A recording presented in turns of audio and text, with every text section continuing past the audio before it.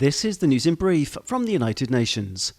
Repeated refusals by Israeli authorities to allow UN aid teams to deliver desperately needed humanitarian relief inside Gaza have effectively cut off 5 hospitals in the north from access to life-saving medical supplies and equipment.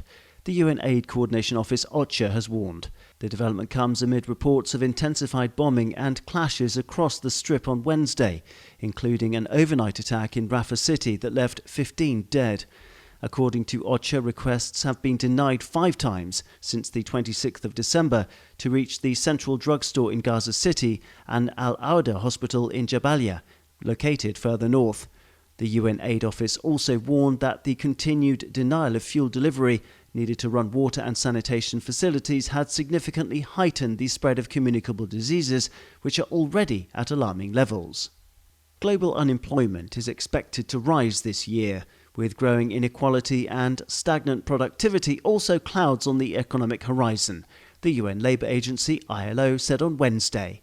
Just over 5% of the world's workforce is without a job, according to the International Labour Organization's World Employment and Social Outlook Trends 2024 report. This is a better situation than before the pandemic, but it isn't set to last, as an extra 2 million workers are expected to be looking for a job over the next 12 months, the ILO said. The UN agency's findings chime with a new World Bank report indicating that the global economy is on track for the slowest half-decade of growth in 30 years.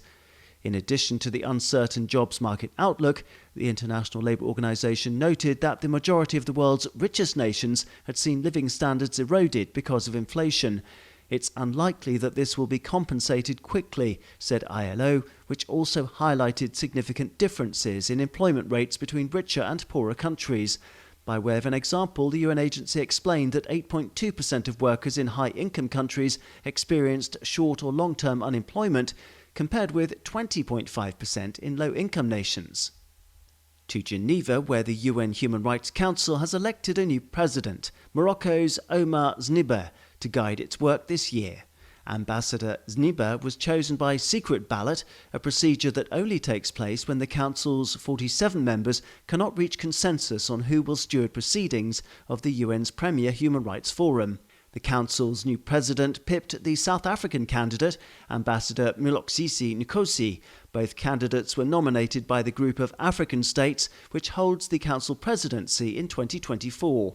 The most recent president of the Human Rights Council, elected by secret ballot, was in 2021 for Ambassador Najat Shamin Khan of Fiji.